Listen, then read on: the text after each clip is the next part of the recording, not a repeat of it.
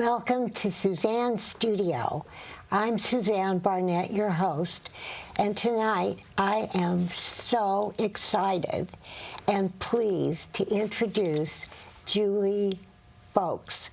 Julie is a literacy specialist, and you are going to find out so much about literacy. And not only that, this is the hot part. Julie has been doing this for 49 years. Julie, I had to say that. Thank you so much for being here. Of course. What is a literacy specialist? So not only do I teach reading, because I'm a reading specialist with a master's, but I also promote reading with children, encouraging children to read books. Also talk to parents, grandparents, aunts and uncles about the importance of reading to their children. So in my career, I've had a whole range of experiences, all connected to reading and writing, but mostly reading. Julie, how in the world did you get started doing this? Well, I was a classroom teacher, and I realized that my passion in the classroom was reading. I'd always been an avid reader, and so I went back and got a master's in reading and then became a reading specialist.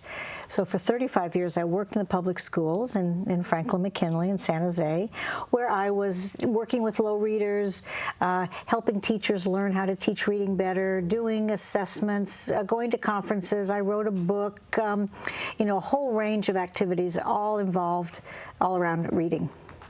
So I don't know if people realize how important it is to read. Why is that?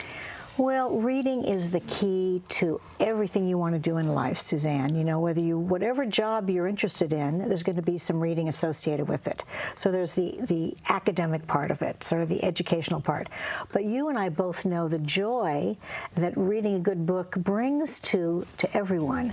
And we want children to have that experience. We want them to open up that book, see those beautiful words, see the pictures, and just involve themselves and be connected with wonderful stories. Let me ask you, because we talked about this before, Julie, but what if the parents don't know how to read? What do you do? Well, the main focus in asking a parent to read with their child isn't really reading every word on the page. As a matter of fact, we kind of discourage the parents from reading every word and reading accurately. The main goal is to have that book as a catalyst for an engaging conversation. So if the parent doesn't read, it's really not a problem. They can look at the pictures, they can tell wonderful stories, they can ask questions. And we're really encouraging parents all the time to engage their children. One mother said to me, Julie, I can hardly read my book to John because he keeps asking me all these questions. And I said, that's because you're doing such a great job. You're choosing the right books that he likes, and you're encouraging him to get connected with the story. So a parent who doesn't read doesn't need to be hampered by that. They can just use the book as an opportunity for conversation. Wouldn't it be wonderful if you could teach them to read? Well, often that happens, Suzanne. The children are learning at school, and a lot of our Hispanic families, the parents don't know English, and so the child brings home their simple books, and the mother and child read together, and gradually the mother starts, or the father starts to read. So that does happen. So it's just such a pleasure to be able to do what you do. And you said something that I would like you to repeat, and that is that you are enjoying, after 49 years, as much. Tell about that. Well, it's an interesting feeling to have a career where it keeps getting better and better. And so, of course, initially I was more involved with teaching children to read, which was great. Then I branched out and became involved with literacy foundations when I retired, where I'm much more connected with helping parents and teachers read to children and encourage children to read.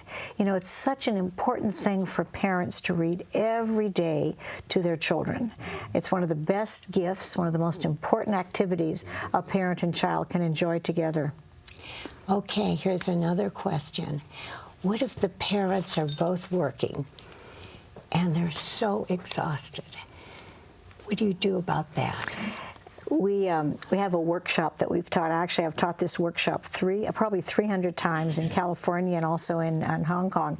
And we have problem-solving sessions. And, of course, we bring up exactly those kinds of issues, Suzanne, because the parents come up with such good solutions. So you can read at a different time of day. Maybe in the morning you can find a 5-minute time when you're having breakfast, when you're on the bus going to school, when you're waiting for the bus. Maybe when you first get home you can read, sort of before you fix dinner. We encourage parents to use audiobooks. They're available from the library, and some nights those are good to use. We encourage parents to have an older child read to a younger child, and we really want the dads to read.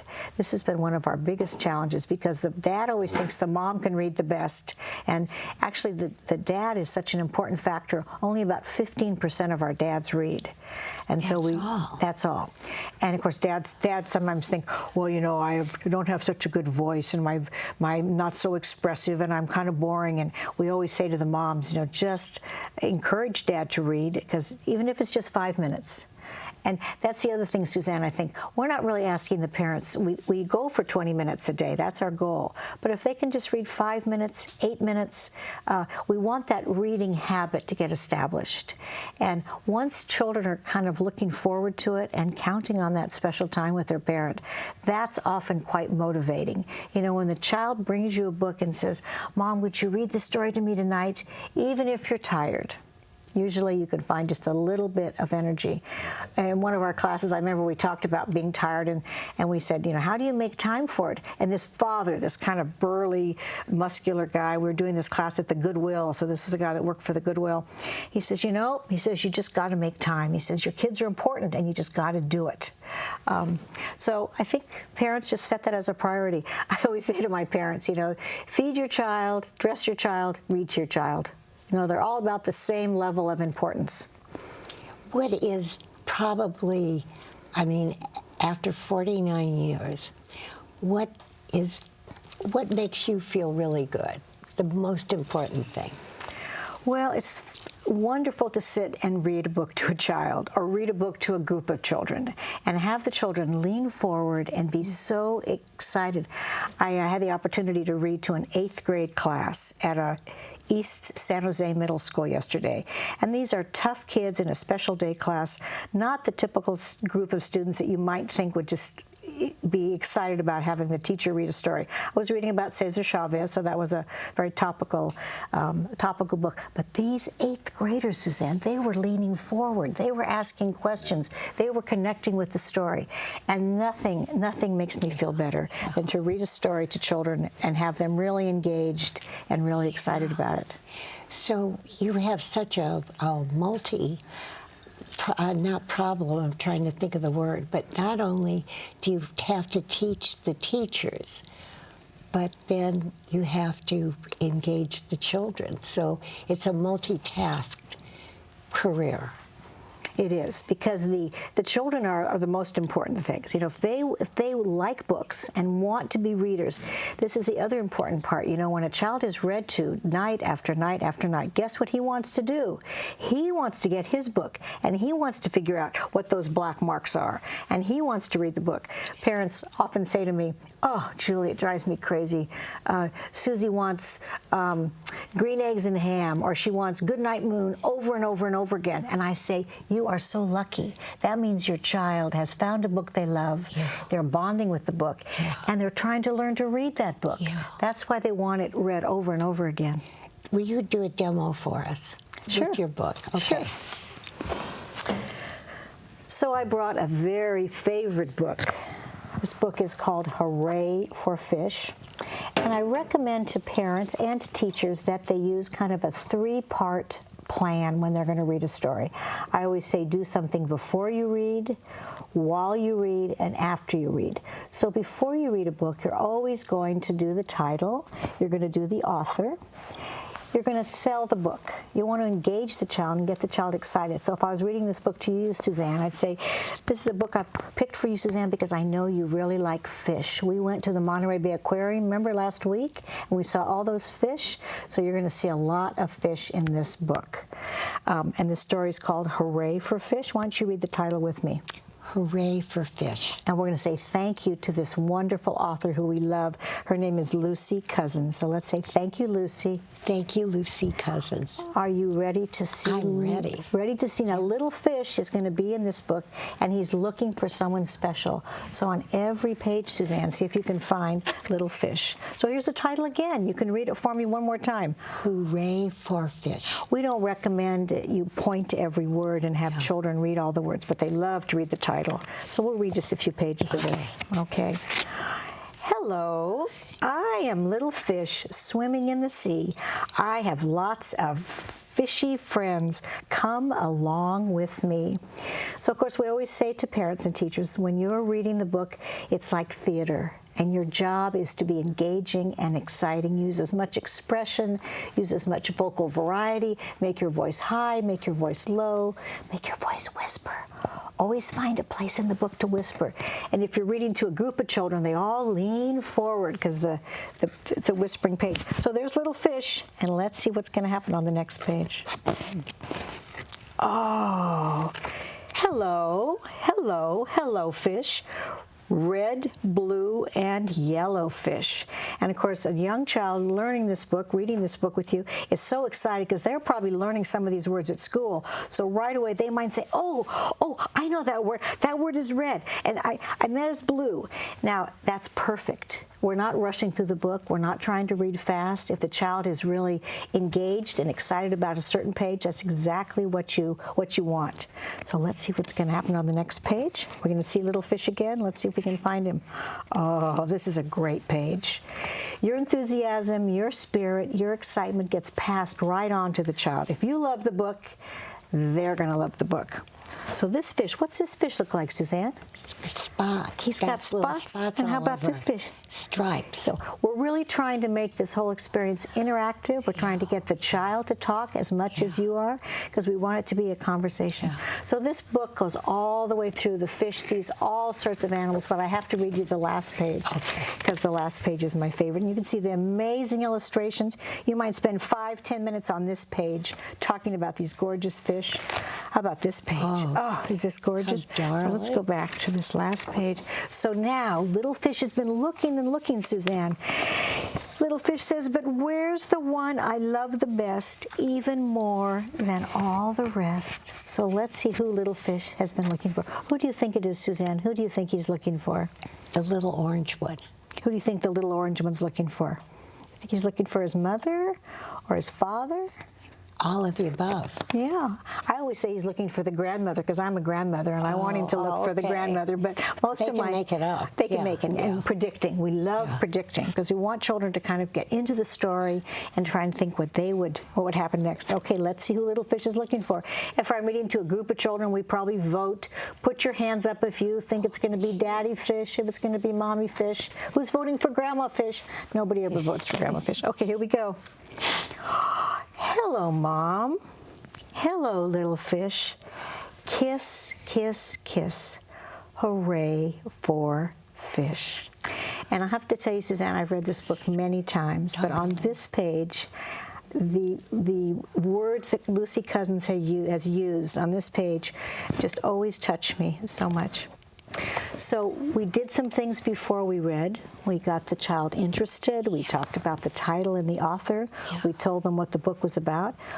During the book, we did predicting. We talked about the pictures. We used an interesting voice. Now we do something after we read. So we're going to talk about what happened in the story. What are some of the fish that little fish saw? Can you find your favorite page? Because we really want the children to hold the story in their head. We want them to remember the book. We're not television. We are interactive and we're connecting. So once you finish the book, you still want to have a conversation about the story. Oh, that's wonderful. And you know, it occurred to me, Julie, that when you have, being the grandparent, sometimes a grandparent doesn't know what to do with these little kids and reading the books. What if a kid doesn't want to hear the book, though? What do you do? Oh, we have those kind of children. We have called the restless child. Yeah. And some parents say, you know, my child's just not old enough, Julie, to read. I'm going to wait till he gets a little older. We actually recommend starting when the baby is just born. We prop the baby up and we prop the books up and we start reading right away when they're just young. Really?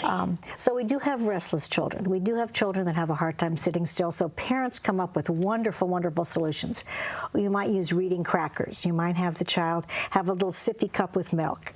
You might have a special teddy bear. You might have a special blanket that you put on just for reading. You might have a sticker. Children love stickers. So for every book we read, we're going to put a sticker on your hand. Parents are very clever, Suzanne. They come up with very interesting ideas. Make sure it's a short book. Maybe it's a book that has texture, or you can pull the flaps. The child can hold the book and flip back and forth. You don't have to read every page in the book. Sometimes children like to just read the first page and then maybe something in the middle and then get another book. So you really follow the child. Follow the child. It's not your reading time, it's their reading time. That's a very good point.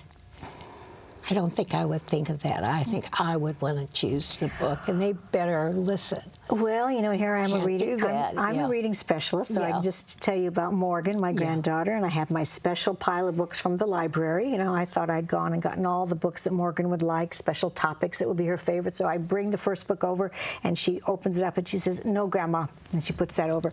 We go through the whole pile of the brand new library books, and then she goes over off the shelf and gets Goodnight Moon, or you know, one of the ones that she's heard 100 times. What can I do? We're going to read the book that Morgan picks. So it is all about the child. It's all about the child. And how can you get that point over to the parents? Well, many of the parents have had more than one child in these classes that we teach, and so then they tell their stories and they explain how they tried to read this was my favorite book from childhood and I wanted my child to like it as much as I did, or the older brother liked this book so we wanted to read this book. So the parents actually end up talking to the parents, which is great. Now I don't have to always be the wisest person. Tell us a really bad experience. Well, you know, I do go to Hong Kong each year. Tell about that. This is an interesting experience, Suzanne. And of course, there's a very different culture in Hong Kong. Hong Kong families and Chinese families don't read to their children. They talk to their children, and they, of course, have wonderful, loving relationships, but the idea of kind of sharing a book is not a common thing. So I do go to Hong Kong to talk to parents about the importance of reading. So the very first year I went, I was in the class with the parents, and this one mother came up to me afterwards, and she said, "Julie, I'm worried about my son. He's having trouble finding the difference, noticing the difference between the and this." And I said, "And how old is your son?" She said, 4. But when I point to the words, he does okay on some of the words, but when he gets to the and this, he's confused. Well, Suzanne, you and I get confused when we read the and this. I mean, those words are so familiar. Yeah. So this was a parent that had been told that she needed to point to every word and that the child had to say every word with the mother. So we had to really work with her to help her see that reading is fun, reading is engaging, reading isn't pointing and memorizing. Reading is enjoying the story, talking about the story, connecting the story. Tell a really good experience. I mean, you're telling a lot of them, but I mean something really personal that really has touched you. We did. I hope I can tell the story without getting tears in my eyes. This is the story of Anna, and we were doing a class in a homeless shelter. And actually, it was a home for battered women.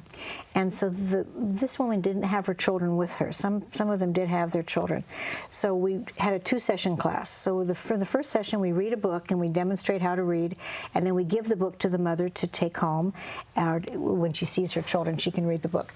So Anna came back to class the next week, and I said to the whole class, "How did things go?" And Anna says, "I had very good experience with the book, Julie.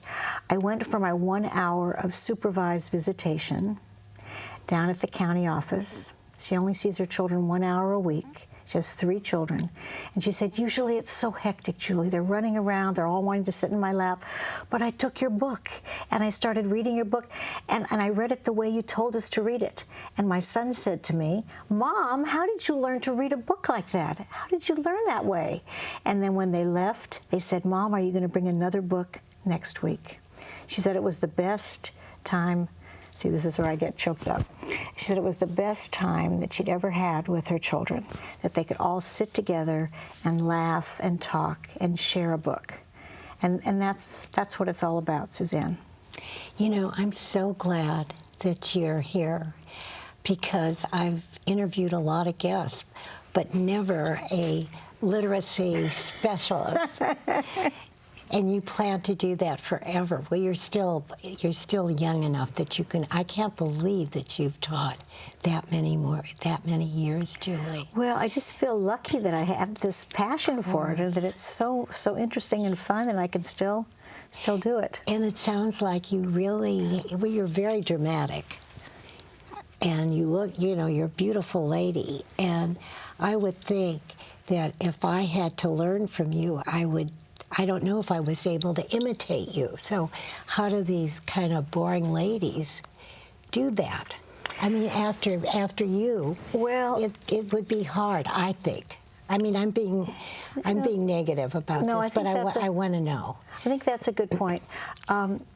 I do think I feel I'm a model, and I'm not a model in a modeling sense, but I'm modeling reading. Yeah. And I always say to my parents, I've done this for many, many years, and when you read to your children, you're not going to remember all the things, because I'm demonstrating, 10 different things you can do with a book when I'm doing it, and they're going to, if they just do one or two, we actually have a bookmark, because when we do the class, we want to send something home with the parents. And so this bookmark actually is quite cute. On this side, it tells you the things that a child might say to the parent. Start reading the day I'm born. Let me play with books. Talk to me every day. Sing to me every day. Ask me questions. So this is what the child might say to the parent, the young child. And then we always suggest to parents that after they read the book, they do something else. Remember, I said before, during, and after. And sometimes parents get home and they think, oh, what is that after part? So here's after we read. You can retell the story. You can connect the story. You can answer some questions, who, what, where, when. You can ask some other things. So we think this bookmark kind of gives them a reminder of what they can do. So we have it in English, and then we did it in Spanish. And then, because I go to China, we have it in Chinese. So this bookmark's gotten a lot of use. Oh, that's excuse me. That's such a good idea. Such a good idea. Let's see if I've forgotten any questions.